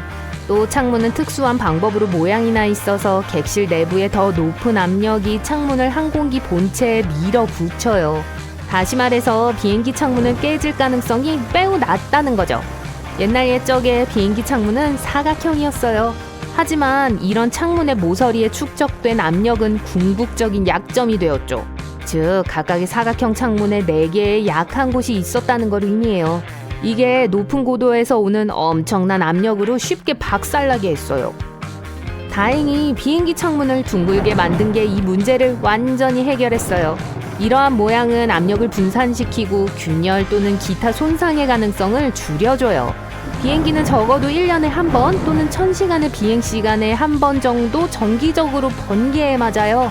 오늘날에는 완전 안전해요. 전하가 그냥 비행기의 알루미늄 껍데기를 통과해요. 비행기에 아무런 손상을 입히지 않죠. 하지만 비행기가 번개에 맞을 뿐만 아니라 그것을 유발한다는 것도 알고 있었나요? 비행기가 구름을 통해 날고 있을 때 동체와 공기 사이의 마찰이 정전기를 발생시켜요. 가끔 그게 번개를 일으킬 수 있어요. 솔직히 말이에요. 공항은 꽤 성가신 곳일 수 있습니다. 하지만 가장 성가신 일은 아마도 보안 검색대를 통과하는 동안 배낭에서 노트북을 꺼내 별도의 보관함에 넣어야 한다는 점일 거예요. 물론 정당한 사유가 없다면 이런 수고를 시키지 않겠지만요. 노트북은 밀도가 높고 엑스레이가 투과하지 못하기 때문에 위험한 물건을 숨기기가 쉽습니다. 기기를 꺼내서 별도의 통에 넣으면 스캐너가 위험한 것을 포착하기가 더 쉽죠. 대부분의 비행기는 흰색입니다. 이 색상을 선택하면 이점이 있을까요? 아니요, 흰색 페인트는 공간을 더 밝게 만들지 않습니다. 페인트 칠하는데 드는 비용도 절약되지 않아요. 실제 선택의 이유는 안전, 효율성, 편안함입니다. 최초의 비행기는 금속 색상이었어요. 하지만 금속의 문제점은 부식이 잘 된다는 거예요. 따라서 페인트를 칠하는 건 비행기를 부식으로부터 보호하는 좋은 방법입니다. 흰색이 선호되는 이유는 여러 가지가 있어요. 첫째, 비행기는 구름 위를 높게 날기 때문에 햇빛에 많이 노출됩니다. 흰색은 열을 가장 적게 흡수하는 색으로 흰색 비행기는 열을 덜 받아요. 또한 햇빛은 페인트를 퇴색시킵니다. 화려한 색상의 비행기는 페인트가 매우 빨리 발해서 다시 칠해야 하죠. 그리고 다시 칠하는 데는 비용이 많이 듭니다. 따라서 항공기를 흰색으로 칠하는 것이 더 오래 지속되는 선택이죠. 또한 흰색 표면에서는 손상이 더 쉽게 눈에 띈다는 것도 흰색을 선택하는 또 하나의 이유가 됩니다.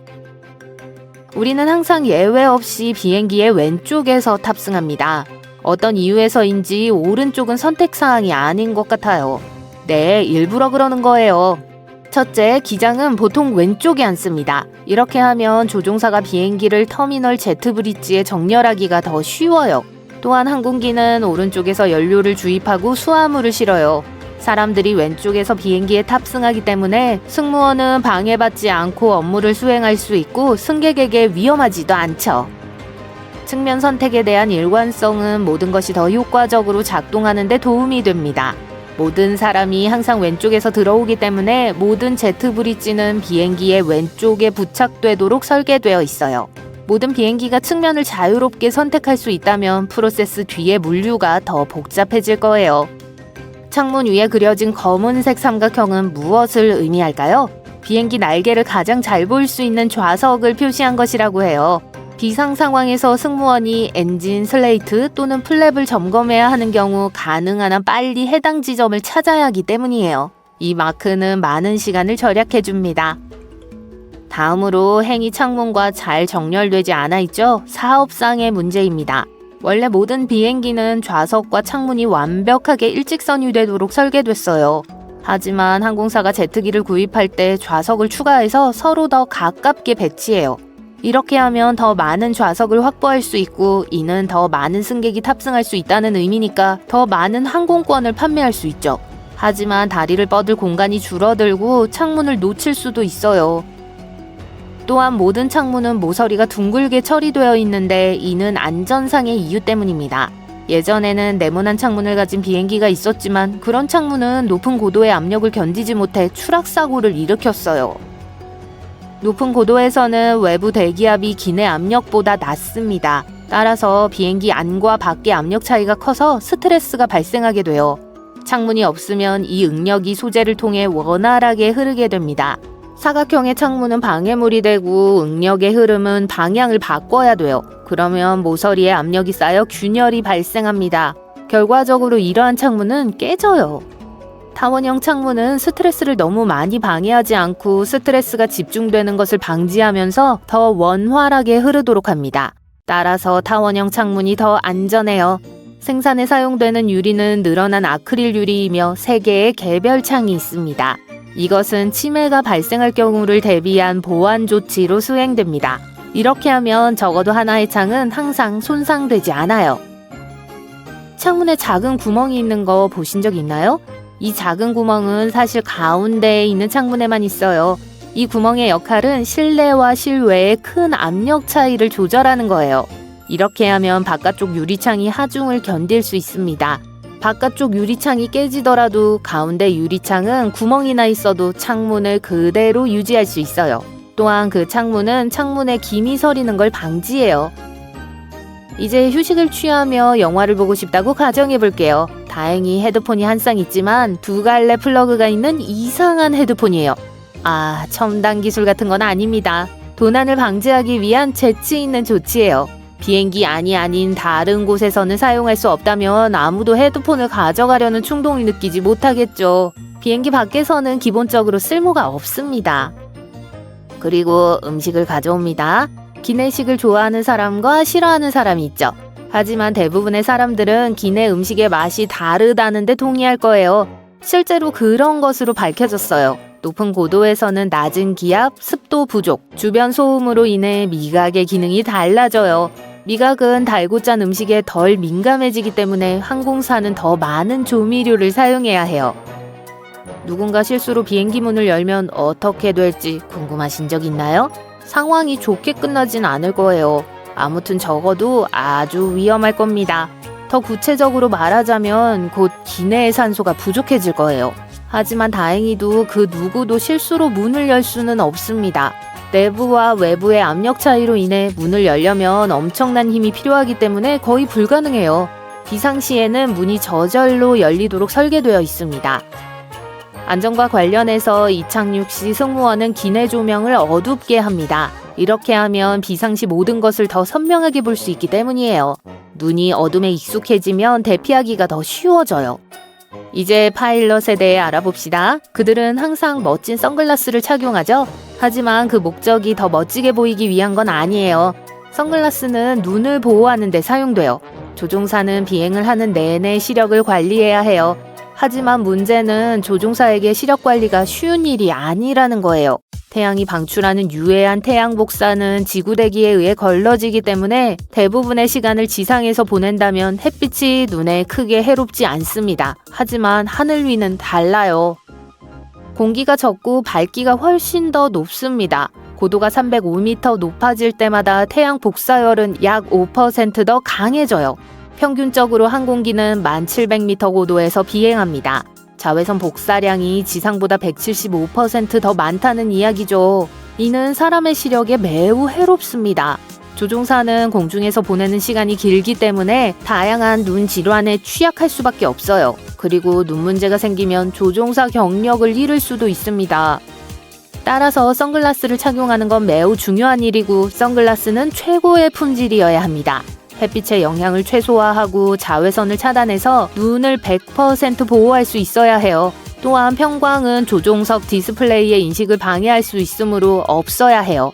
선글라스는 최상의 선명도를 제공하고 눈의 피로를 줄여주며 색상 변형을 최소화해서 조종사가 선글라스를 착용하지 않은 상태와 똑같이 볼 수 있어야 해요. 런던발 마이애미 비행기에 탑승하신 것을 환영합니다. 비행시간은 4시간 30분입니다. 현재 마이애미의 날씨는... 잠깐만요. 조종사가 방금 4시간 반이라고 했나요? 꿈처럼 들리지만 지금으로부터 10년 이내에 현실이 될 가능성이 높아요. 항공기 제조사인 붐 슈퍼소닉은 현재 상업용 항공기 속도의 2배로 65명에서 80명의 승객을 태울 수 있는 초음속 제트기 여객기 오버추어를 개발하고 있습니다. 미국의 주요 항공사 중 하나는 약 40대의 비행기를 구입하는 데 관심을 보이고 있어요. 2천억 원 이상이 소요될 예정인 그 비행기는 최근 바람 굴 시험을 통과했어요. 모든 것이 잘 진행된다면 최초로 완성된 오버추어 시제품은 2025년에 출시되고 거의 음속의 2배로 이동할 겁니다. 이 비행기는 바다 위에서 최고 속도를 낼 수 있기 때문에 대서양 횡단 비행에 이상적이에요. 예를 들어 뉴욕에서 파리까지 4시간 이상 걸리지 않을 거예요. 하지만 먼저 필요한 모든 공식 허가를 받아야 합니다. 어떤 사람들은 콩코드 여객기의 이야기를 기억하면서 슈퍼제트 여객기에 대해 회의적입니다.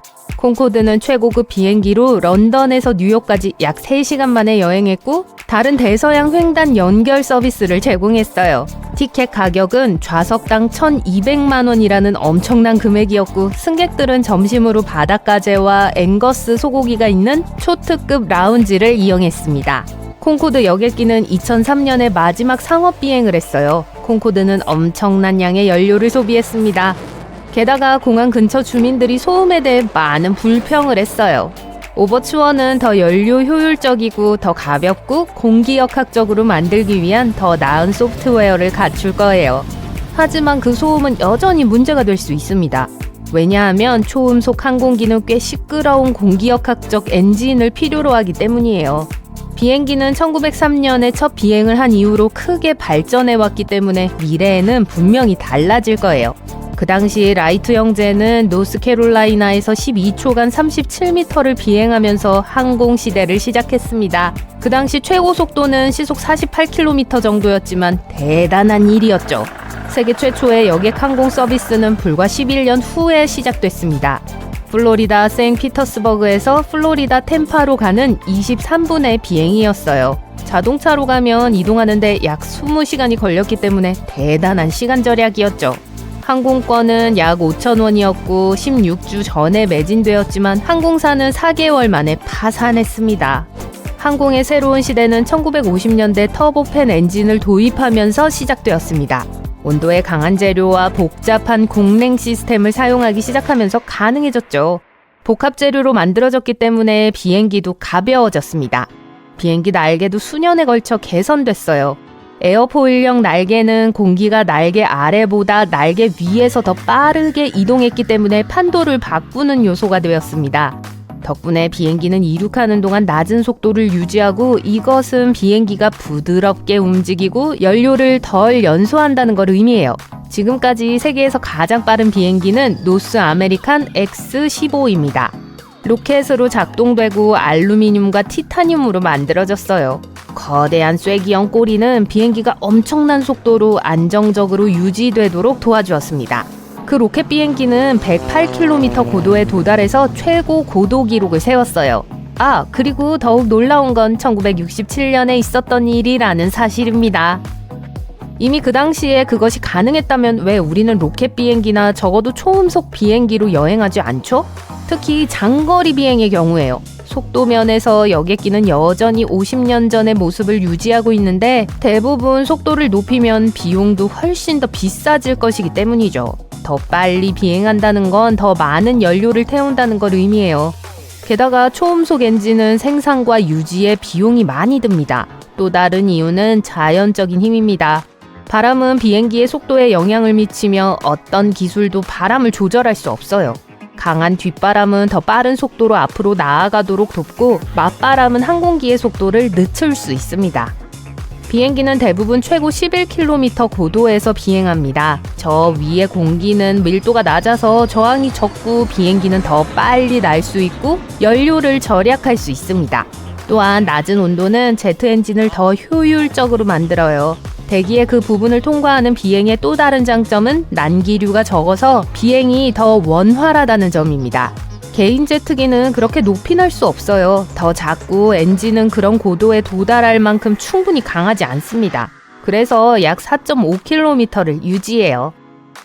비행기가 남긴 하얀 자국 보신 적 있나요? 공식적인 이름은 비행운이고 비행기가 남긴 인공구름과 같아요. 비행기가 순항고도에 도달하면 온도는 영하 55도로 상당히 낮아지고 물은 얼음 입자로 변합니다. 습도가 높아질수록 그 흔적은 더 커지고 비행기가 사라진 후에도 여전히 볼 수 있어요. 그래서 두껍고 긴 비행운은 다가오는 폭풍의 신호가 될 수 있습니다. 때때로 색깔이 있을 수도 있어요. 대기 중에 형성된 물방울은 다양한 크기로 얼어요. 물방울이 다른 파장에서 햇빛을 반사하면서 무지개의 효과를 일으킬 수 있습니다. 모든 색이 섞이면 가장 일반적인 비행운의 색인 흰색이 나타납니다. 비행기는 바람을 타고 이륙하는 것이 아니라 실제로는 바람에 맞서서 이륙합니다. 연을 날리는 것과 비슷해요. 연을 날리려면 바람을 거슬러서 뛰어야 합니다. 그것은 비행에 4가지 힘이 있기 때문이에요. 양력, 중력, 추력, 그리고 항력이죠. 양력은 공기의 속도가 연 아래보다 위가 더 높기 때문에 발생합니다. 연은 위로 밀리고 이것은 들어 올리는 힘이에요. 폭풍을 통과하는 건 꽤 무서운 경험이지만 정말로 보이는 것만큼 위험할까요? 사실 바람이 부는 날씨에서 가장 결정적인 순간은 이착륙입니다. 비행기 제조사들은 항공기를 시험하고 조종사들이 다양한 날씨 조건에서 따라야 하는 속도 제한을 지정합니다. 어떤 공항에서는 1년 내내 바람이 매우 심해서 착륙이 상당히 흔들릴 수 있어요. 바람이 활주로를 강타할 때 착륙하려면 조종사의 실력이 중요합니다. 때때로 바람은 속도와 방향을 예기치 않게 바꿔요. 조종사는 풍향이 바뀔 때 착륙하기 위해 무엇을 해야 하는지 알아야 합니다. 그렇지 않으면 활주로를 빗나갈 위험이 있어요. 극심한 더위는 비행을 막을 수 있는 또 하나의 기상 조건입니다. 비행기는 날개로 양력을 발생시켜 날아요. 날개 아래의 공기는 비행기를 상승시키죠. 극심한 더위에서는 비행기가 그렇게 많은 양력을 생산할 수 없습니다. 뜨거운 공기는 팽창하고 차가운 공기보다 밀도가 훨씬 낮아지기 때문이에요. 양력이 적으면 비행기는 이륙하고 날기가 정말 어려워집니다. 전자장치는 극단적인 열이나 습도에 잘 반응하지 않으며 AC 시스템이 고장날 수 있어요. 소형 제트기는 48도 이상의 온도에서는 운행할 수 없습니다. 더 큰 에어버스와 보잉 비행기는 52도 이하에서 최상의 성능을 발휘해요. 비행 중에 들리는 신비한 벨소리는 승무원들이 서로 의사소통하기 위해 사용하는 일종의 비밀 언어입니다. 이륙 직후 들리는 차임 벨소리는 착륙 장치가 접히고 있음을 승무원들에게 알려줍니다. 비행 중에 한 번 울리는 벨은 승객이 승무원의 도움이 필요하다는 신호예요. 식사를 제공하고 음식이나 음료가 부족할 때 높고 낮은 차임벨 조합을 사용하여 동료들에게 공유하도록 요청할 수 있습니다. 3번의 낮은 톤은 심각한 난기류가 다가오고 있다는 걸 의미하기 때문에 승무원들은 안전벨트를 매야 합니다.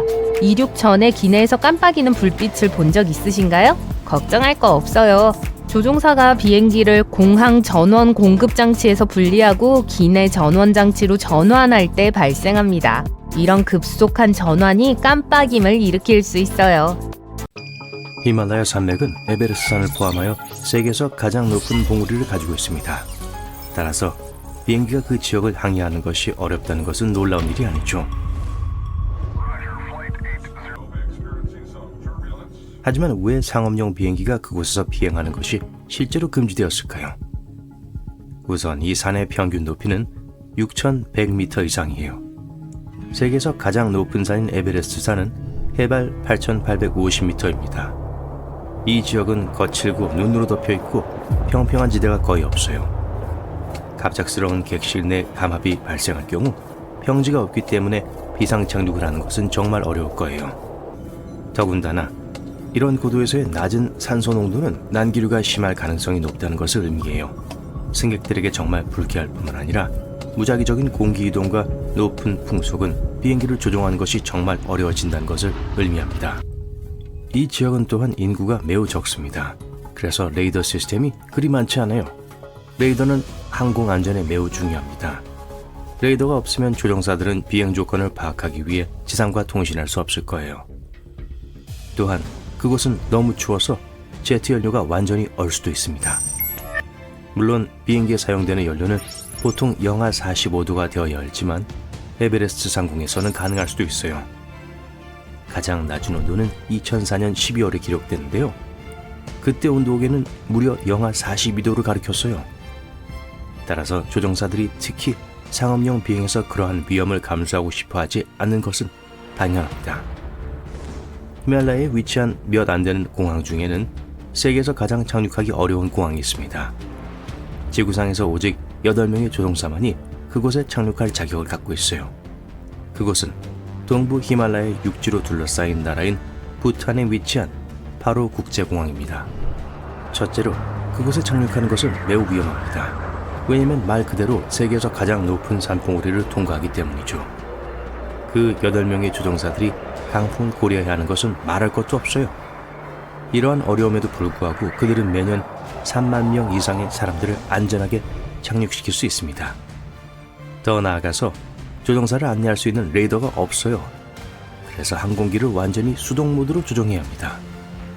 조종사는 활주로에 접근할 때 특정 시각적 랜드마크 체크포인트를 기반으로 움직임을 추적해야 해요.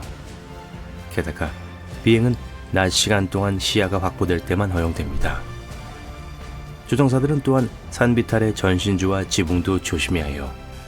종종 45도 각도로 산봉우리들 사이를 통과한 직후에 활주로로 빠르게 하강해야 한다는 의미입니다. 바로 국제공항까지 2개의 항공사만 운행하는 게 이해가 돼요. 상업용 한국 조종사 외에도 6,100m 상공에서 대부분의 경력을 보는 특수훈련을 받은 헬리콥터 구조조종사들이 있습니다. 대부분 그만큼 경험이 많은 등반가들과 함께 일을 하는데 그들은 쿰부빙하를 건너면서 훈련을 합니다. 그곳은 지구에서 가장 위험한 구역으로 불립니다. 6층 건물만큼 높은 얼음 기둥으로 이루어진 에베레스트 서쪽에 이 거대한 빙하는 끝이 보이지 않는 얼음 구멍으로 가득 차 있어요. 등반가의 경험 정도에 따라 빙하의 한쪽 끝에서 다른 쪽 끝까지 가는데 4시간에서 12시간이 걸립니다. 이곳이 말 그대로 얼음과 눈으로 둘러싸여 있기 때문에 꽤 평화로울 거라고 생각할지도 몰라요. 하지만 이 지역 전문가들은 그렇지 않다고 합니다. 한 에베레스트 전문가는 소음이 제일 힘든 부분이라고 했어요. 산은 끔찍한 삐걱거리는 소리를 내고 때로는 한숨 소리까지 냅니다. 마치 사람들에게 위험한 환경에 대해 경고하면서 말을 하는 것처럼 느껴져요.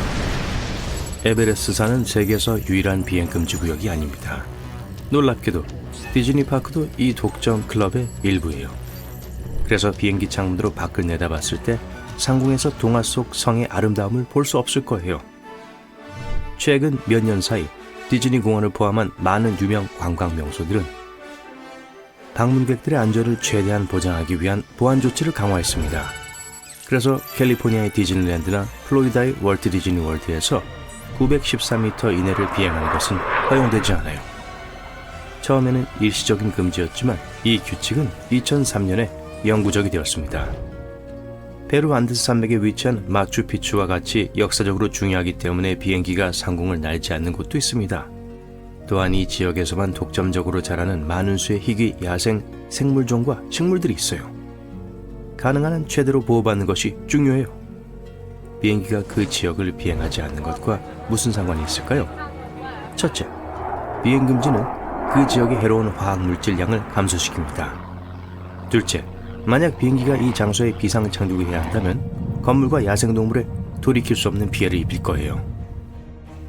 놀랍게도 아테네에 있는 그리스 파르테논 상공을 날 수는 있지만 한 가지 조건이 있습니다. 1500m 이상 위로 접근할 수 없어요. 그래서 역사적인 건물은 주변에 지정된 구역이 있기 때문에 비상 착륙으로부터 조금 더 보호를 받습니다. 또한 비행기에서 타지마할도 볼 수 없을 거예요. 세계에서 가장 중요하고 오래되고 아름다운 건축물 중 하나이기 때문에 추가 보안 기능도 필요해요. 그 건물은 1600년대로 거슬러 올라갑니다. 유네스코는 1983년 타지마할을 세계 문화유산으로 정했어요.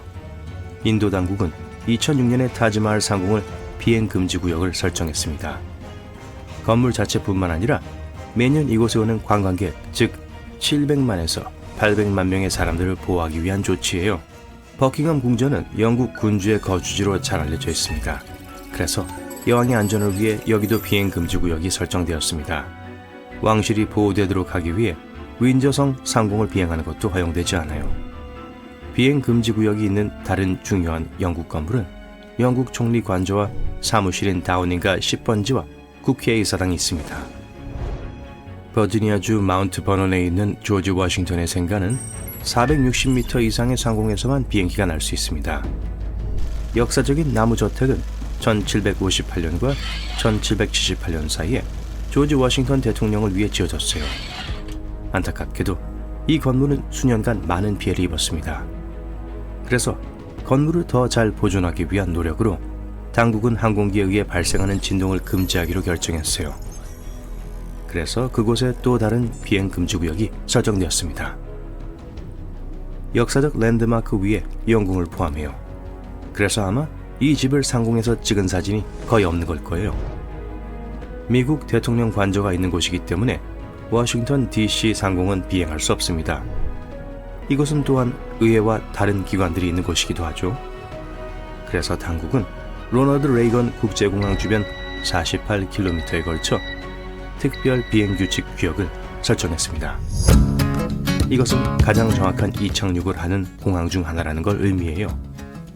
조종사들은 비행금지 구역을 주의해야 하는데 때때로 승객들에게 불편한 이착륙을 초래할 수도 있어요. 조종사가 비행금지 구역에 침입할 때마다 심각한 문제가 발생합니다.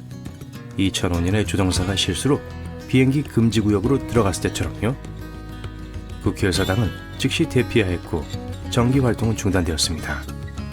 예를 들어 부다페스트와 같은 세계의 다른 수도들도 비슷한 요구사항을 가지고 있어요. 헝가리의 수도에서는 고대 도시 페스트와 부다힐스 위를 비행하는 것이 허용되지 않습니다. 파리 상공에서도 거의 모든 항공교통은 일반적으로 금지되어 있어요. 일부 예외는 2000m 이상을 비행하는 항공기입니다. 비행 헬리콥터 또한 도시 내에서 금지됩니다. 정확한 임무를 수행하는 특정 헬리콥터만이 특별 허가를 받을 수 있어요. 일반적으로 여객기도 맨하탄 섬 근처에서는 허용되지 않습니다. 정말 높은 건물들이 많아서 충돌 위험이 크다는 것이 부분적인 이유예요. 하지만 가장 큰 이유는 뉴욕의 3대 공항인 존 F 케네디 국제공항, 뉴워크 리버티 국제공항, 라과디아 공항은 서로 매우 가까워요. 그래서 그 지역의 항공교통은 비행기 항로가 서로 겹치지 않도록 세심한 주의가 요구됩니다. 대부분의 공항에는 다양한 항공사의 승객들을 위한 음식이 동시에 준비될 수 있는 거대한 부엌이 갖추어져 있어요. 그리고 이 아주 맛있는 기내식들이 비행 6시간에서 10시간 전에 요리되어야 하기 때문에 주방은 24시간 내내 일해야 해요. 게다가 비행기의 메뉴는 최대 1년 전에 개발돼요.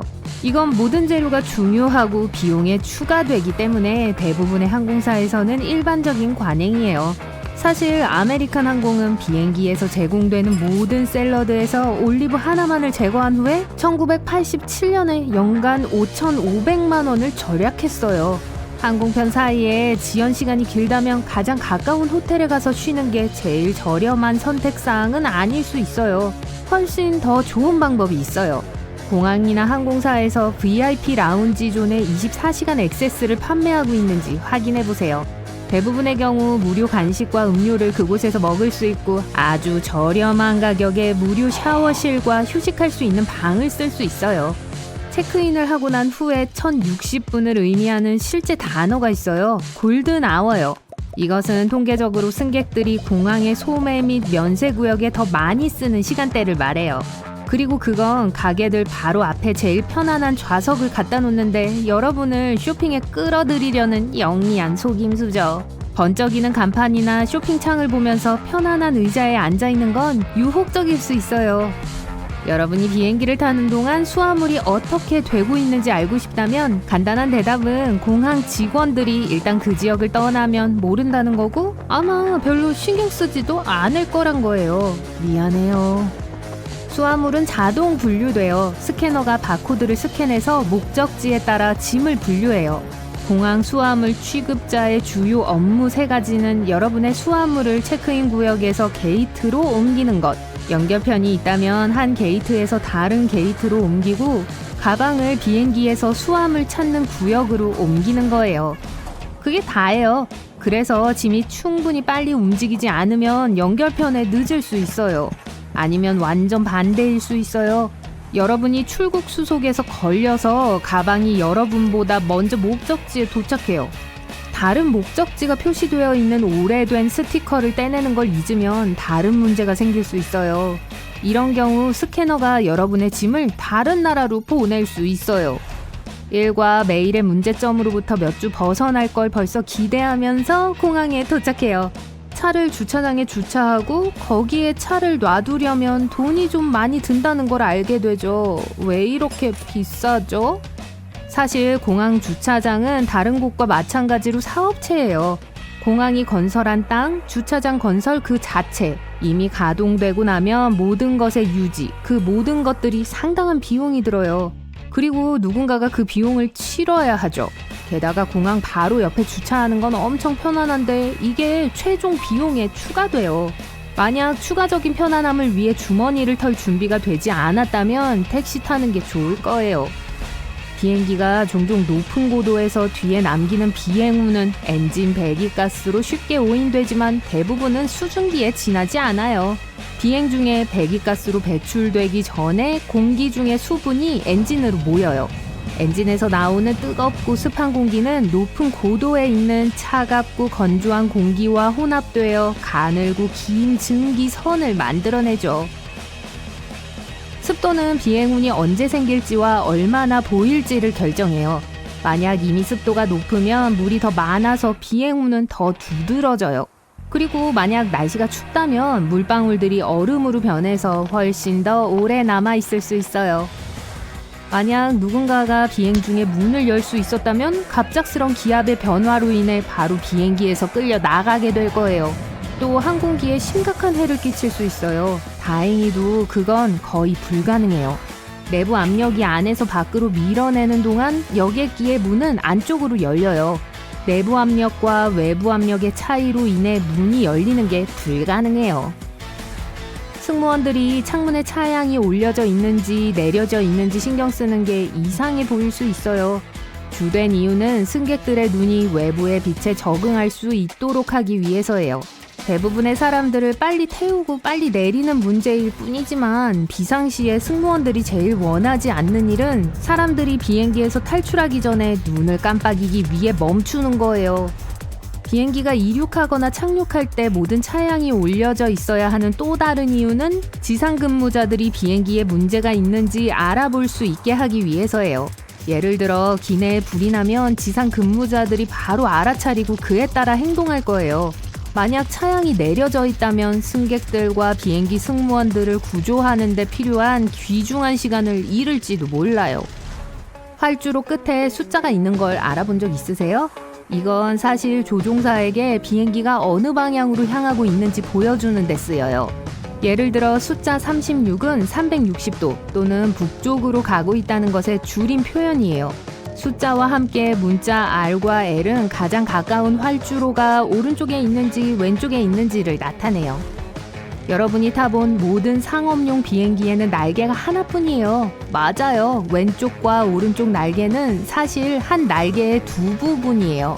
최초의 비행기는 두 개의 날개를 갖고 있어서 복엽기라고 불렸었어요. 하나는 위쪽에 있고 하나는 동체 바닥을 통과했었어요. 줄과 전선으로 연결되어 있었고 비행기가 공중에서 부서지지 않게 해주는 일종의 사각지대를 만들어냈죠. 초기 비행기들은 힘을 모아야 했기 때문에 더 낮은 속도에선 이게 필요했어요. 하지만 엔진의 출력이 증가함에 따라 두 번째 날개는 불필요하게 됐어요. 하지만 유일한 날개가 전체 구조를 지탱하는 역할을 여전히 하고 있죠. 비행기 창문으로 날개를 보면 노란색 이중 후크를 볼 수 있을 거예요. 공기 역학적으로 방해될 수 있기 때문에 이상하게 보이지만 그건 여러분의 안전을 위해 있어요. 비상 착륙의 경우에 이 고리는 승객들이 날개를 통해 비행기에서 내릴 수 있게 돕는 밧줄을 고정하는 데 쓰여요. 만약 미끄럽다면 밧줄은 발판을 유지해주고 내려가는 동안 넘어지지 않게 도와줄 거예요. 우리 행성의 대기가 높은 곳에는 공기의 흐름이 아주 빠른 게 몇 개 있어요. 경로는 구불구불하지만 다소 일정한 흐름이 있어서 여객기가 그걸 쓸 수 있어요. 비행기가 제트 기류에 가까이 가면 기류의 방향으로 조정되어 흐름에 의해 추진받아 훨씬 더 빨리 날 수 있어요. 많은 항공사들이 연료비를 절감하고 항공 여행을 더 빠르게 하기 위해 이 이점을 이용해요. 구름, 특히 정난우는 난기류가 있는 지역이 앞에 있다는 걸 나타낼 수 있어요. 하지만 가끔 천청 난기류가 일어나 비행기가 몇 미터 떨어져 아무런 경고도 없이 흔들리기 시작할 수 있어요. 이것은 두 기체가 아주 빠른 속도로 충돌할 때 발생하는데 눈에는 보이지 않기 때문에 조종사들은 이게 언제 일어날지 알 수가 없어요. 청천 난기류가 있는 지역으로 들어갈 가능성은 산맥의 낮은 고도와 제트기류 근처에서 더 높아요. 보통 번개를 맞은 후 비행기는 착륙 직후 검사를 받기 위해 보내지지만 여전히 안전하게 현재의 비행은 완료할 수 있어요. 동체는 전기를 충분히 잘 전도하며 피뢰침처럼 번개는 아마도 비행기의 끝부분 중 하나에 칠 거예요. 날개 중 하나 또는 코 부분이요. 그런 후 바닥을 찾지 못하고 결국 꼬리로 빠져나오죠. 전기가 안으로 들어가는 것보다 비행기 표면을 도는 게 더 쉬워서 탑승한 사람들은 그 영향으로부터 안전해요. 그래도 번개는 강력하고 비행기 외부에 약간의 손상을 입힐 수는 있어요. 많은 공항의 게이트 구역에는 카펫이 깔려 있습니다. 이러한 비례는 보통 낮은 천장, 편안한 좌석, 기분 좋고 자연 조명 등 몇 가지 다른 혜택과 함께 제공되죠. 이 모든 것이 공항 입장에서는 더 많은 비용이 들고 카펫은 단단한 바닥만큼 청소하기가 쉽지 않지만 이런 시설은 비행기를 기다리는 승객들에게 아늑한 느낌을 주고 더 편안하게 해줍니다. 하지만 이것은 단지 공항의 호의적인 제스처가 아니에요. 한 조사에 따르면 편안한 승객은 상점을 둘러보고 라운지 구역이나 면세 구역에서 실제로 무언가를 구매할 가능성이 약 7에서 10% 더 높다고 해요. 그래서 승객들의 편안함에 투자함으로써 공항은 실제로 소득을 늘리는 거죠.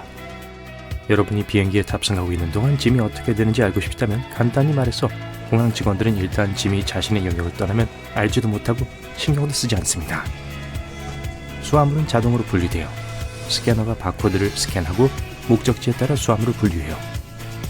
공항 수화물 담당자의 세 가지 주요 업무는 체크인 구역에서 게이트로 짐을 옮기는 것, 연결될 때 게이트에서 게이트로 옮기는 것, 그리고 공항에서 수화물 찾는 곳으로 짐을 옮기는 것입니다. 그게 전부예요. 그래서 짐이 충분히 빨리 이동하지 않으면 연결 항공편이 늦을 수 있어요. 정반대로 출입국 관리에서 시간이 지체되면 가방은 여러분이 도착하기 전에 목적지에 도착해요.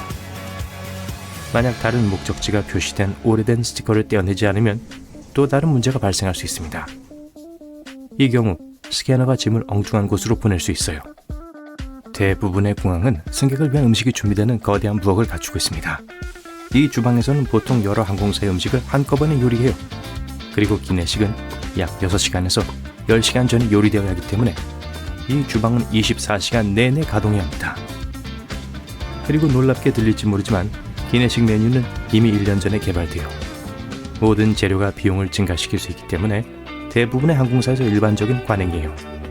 실제로 한 항공사는 비행기에서 제공하는 모든 샐러드에서 올리브 한 개만 제거한 것만으로 약 4천만 원을 절약할 수 있었어요. 때때로 승객들은 특별한 기계에 넣기 전에 헝겊 조각에 손을 비벼달라는 요청을 받습니다. 좀 무섭게 보일 수도 있지만 실제로는 무해예요. 원자화기라고 불리는 기계에 의해 검사를 받는 거예요. 근무가 시작되기 전에 직원들은 위험한 화학물질의 샘플을 기계에 넣습니다. 이 기계는 이 냄새를 기억하고 사람의 손에서 해당 화학물질 냄새가 날 경우 공항 직원에게 경고해요. 보안 검색대에서 기내 반입이 금지된 물건을 가지고 있다는 걸 알게 되는 경우가 있을 수 있어요. 하지만 걱정 마세요. 비행 전 검사에서 압수한 모든 물품은 3개월 동안 공항에 보관될 수 있어요. 게다가 국내 어느 주소로 붙일 수 있는 기회가 있을 수도 있어요. 보안 검색에서 뺏기고 청구되지 않은 물건은 특별 경매에서 판매되어 전 세계로 배송됩니다. 비행 간격이 길다면 가장 가까운 호텔에 가서 쉬는 것이 가장 저렴한 방법이 아닐 수도 있어요. 훨씬 더 좋은 방법이 있어요. 공항이나 항공사가 VIP 라운지 존 24시간 출입증을 판매하는지 확인하세요. 대부분의 경우 거기서 무료 간식과 음식을 즐길 수 있고 휴식을 위해 무료 샤워실과 방을 매우 저렴한 가격에 이용할 수 있어요. 여러 터미널에 있는 공항에서는 대부분의 사람들이 모르는 터미널 연결 지하 통로를 검색하세요. 예를 들어 독일의 프랑크푸르트 공항에는 제1터미널과 제2터미널 사이에 보행 터널이 있는데 이 터널은 승객들이 단순히 그 존재를 알지 못하기 때문에 직원들이 주로 사용합니다. 탑승 수속을 마친 후 점 60분 동안을 골든아워라고 부릅니다. 승객들이 통계적으로 공항의 소매 및 면세 구역에서 더 많은 돈을 소비하는 시간이죠. 그리고 상점 바로 앞에 가장 편안한 자리를 둔 것은 여러분을 쇼핑에 끌어들이기 위한 교묘한 속임수예요. 편안한 의자에 앉아 화려한 간판이나 지연대를 보는 것은 유혹적이고 바로 그게 공항이 원하는 거예요. 만약 항공편이 초과 예약되어 지정된 시간에 비행기를 탈 수 없다면 보상의 의미로 제공된 상품권을 무조건 덥석받지 마세요. 보통 항공사들은 비행기 좌석을 양보할 충분한 지원자들이 나타날 때까지 보상금 금액을 계속 올립니다. 만약 그렇게 하지 않고 억지로 밀려났다면 대신 현금 환불을 요구할 수 있어요. 항공권 가격과 지연 시간에 따라 약 150만 원까지 받을 수도 있습니다. 대부분의 공항에는 프로파일러라고 불리는 특정 전문가가 있어요. 이 사람들은 관찰 기술에 의한 승객 선별이라는 테크닉을 훈련받아요. 의심스러운 사람을 탐지하기 위해 얼굴 표정, 몸짓, 행동을 주의 깊게 분석하죠. 그들의 임무는 불안감을 나타내는 비언어적인 징후를 알아차리는 거예요. 예를 들어 입술을 핥고 긁적이고 주변을 많이 둘러보는 것 같은 행동이죠. 프로파일러가 어떤 사람이 수상한 방식으로 행동한 것을 발견하면 검사를 요청하고 그 사람에 대해 더 알아보기 위해 대화를 할 수 있어요. 프로파일러는 메인홀과 여권 검사 구역에서 일합니다. 그들이 묻는 전형적인 질문은 방문 목적이 무엇입니까? 예요. 그러고 나서 이 질문에 대한 그 사람의 반응을 확인합니다. 승객이 아무리 말을 아끼더라도 만약 무언가를 숨기고 있다면 그 사람의 행동에서 보이는 아주 작은 단서 덕분에 알게 될 거예요. 여러분의 짐은 비행기에 오르기 전에 5가지 보안 단계를 통과하는데 내용물을 스캔하는 것 이외에도 위험한 화학물질 냄새를 맡을 수 있는 특별한 개에 의한 검사가 포함됩니다. 개의 코가 인간의 코보다 훨씬 강하다는 것은 잘 알려진 사실이에요. 사실 개는 사람보다 냄새를 10,000배에서 100,000배 더 잘 구별합니다. 보안을 위해 개의 이런 뛰어난 능력을 활용하고 의심스러운 물질을 탐지하기 위해서 정기적으로 탐지견을 사용하는 것은 놀랄 일이 아니죠. 정말 멋진 사실은 탐지견과 일반 개를 구분할 수도 없다는 거예요. 경찰견과 달리 공항에서 일하는 개들은 사람들을 겁주거나 위협하도록 훈련되지 않았어요. 가장 인기 있는 탐지견 품종은 골든 리트리버, 레브라도 리트리버, 저먼 쇼트헤어 포인터입니다. 특별히 지정된 장소에서 휴대폰을 충전하는 것은 편리해 보일 수도 있지만 실제로는 안전하지 않아요. 충전 코드로만 연결할 수 있게 된 충전기를 사용하면 여러분도 모르는 사이에 전화기에 악성 프로그램이 설치될 수 있어요. 휴대폰이나 태블릿을 안전하게 충전하는 유일한 방법은 전기 소켓을 찾아 충전기와 함께 사용하는 것이에요. 무료 공항 와이파이도 마찬가지예요. 공항이 자주 인증을 요구하는 것 이외에도 보호되지 않은 와이파이 핫스팟을 사용하는 동안 다른 사용자가 데이터에 쉽게 접근할 수 있어요. 모바일 데이터를 사용하는 것이 더 안전하지만 공항의 와이파이를 사용해야 하는 경우 장치의 모든 중요한 정보를 지우거나 암호하는 것이 좋습니다. 보안 검색을 할 때마다 노트북을 가방에서 꺼내는 건 짜증날 수 있어요. 그러나 공항 직원은 여러분의 장치를 확실히 살펴서 안에 아무것도 숨겨져 있지 않은지 확인해야 해요. X선 스캐너의 화면에서 랩톱은 하드드라이브, CD 드라이브 등이 선명하게 보이는 반투명 물체처럼 보입니다. 하지만 보안 담당자는 이러한 부품 뒤에 무엇이 있는지 볼 수 없어요. 예를 들어 고밀도의 다소 큰 배터리 같은 거요. 사람들은 가장 가까운 보안 검색 라인을 선택하는 경향이 있습니다. 만약 그 줄이 너무 붐비면 신분증과 티켓 확인을 받은 후에 둘러보세요. 훨씬 사람이 더 적은 다른 라인이 보일 거예요. 어떤 검색 라인은 터미널의 맨 끝에 위치해 있기 때문에 승객들이 잘 알아차리지 못합니다. TSA 사전 체크를 신청한 것은 미국을 오갈 때 시간을 절약하는 데 큰 도움이 될 수 있어요. 이 프로그램의 회원이 되면 몇 가지 큰 특전이 있어요. 첫째, 보안과 여권 검사를 통과한 것이 더 빨라요. 사전 체크 여행자라면 신발을 벗거나 벨트를 풀 필요가 없어요. 그리고 액체나 노트북 같은 것을 특별한 통에 넣지 않아도 돼요. 미국을 오가는 게 아니라면 다른 나라에서도 이용할 수 있는 유사한 서비스가 있어요. 이코노미석을 타시는데 마음에 안 든다면 누가 마음에 들어 하겠어요. 온라인으로 체크인을 하고 비행기 출발 4일 전쯤 좌석 옵션을 확인하세요. 이때가 항공사들이 일반적으로 좌석을 업그레이드하기 시작할 때이고 여러분은 적은 요금으로 혹은 때로는 무료로 비즈니스 클래스로 업그레이드 받을 수도 있어요. 이미 공항에 도착했을 때도 업그레이드를 요청할 수 있어요. 대부분의 사람들은 이 기회를 알지 못하거나 전혀 신경 쓰지 않기 때문에 운이 좋을 수도 있어요.